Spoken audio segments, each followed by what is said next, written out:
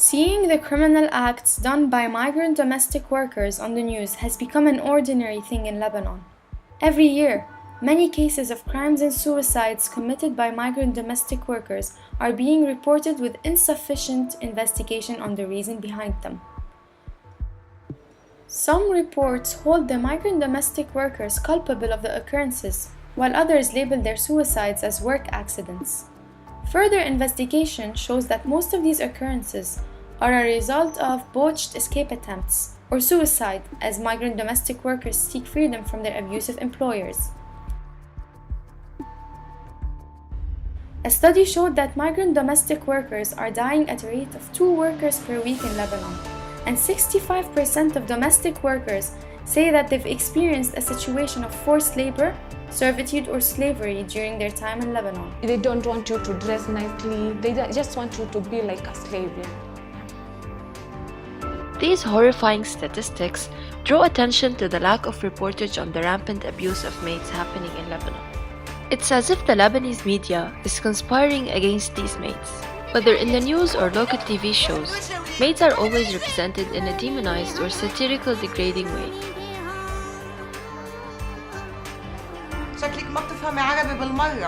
This portrayal creates an us versus them mentality, eliminating any form of emotion towards maids, making it easier to inflict atrocities on them and treat them in a dehumanizing way. احنا مش جايبينهم تنستتهم ويعملوا مكياج، نحن جايبينهم خدم ليخدمونا. Thus, the media creates a stereotype of maids being innately evil, which in return reinforces the touted conviction that employers must monitor and fully control their maids to the extent of abuse. This phenomenon is further reinforced by the Lebanese society's already existing racist nature. In fact, Lebanese people refer to maids of all nationalities as Sri Lankan, disregarding the maid's actual nationality and individuality. In this way, media enriches the concept of xenophobia, a term which identifies the hostility towards foreigners stemming from the reluctance to accept cultural differences.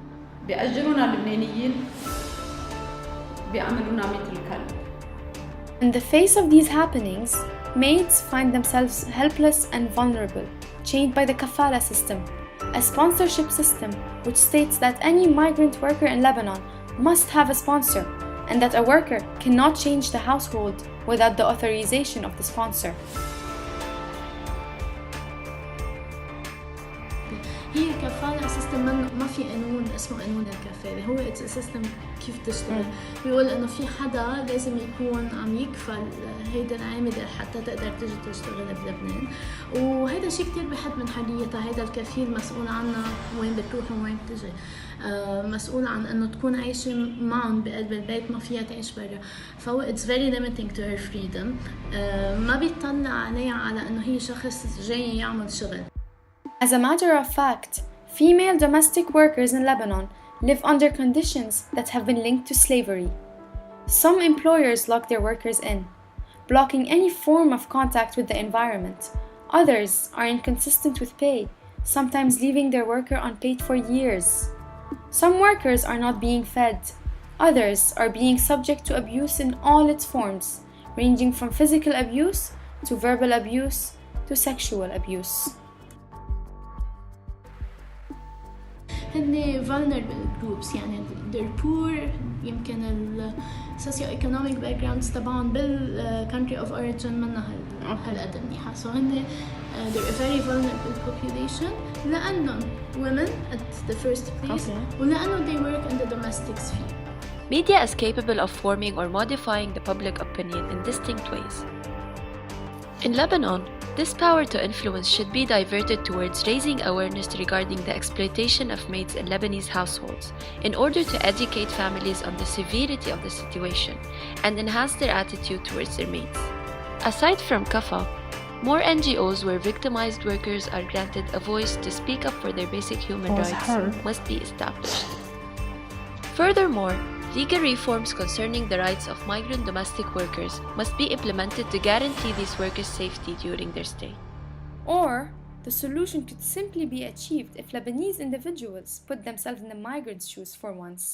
ما بنعرف اللبنانية بكره. كنتي ما جيتي يا مدام ما بنعرف بكره حبيبي.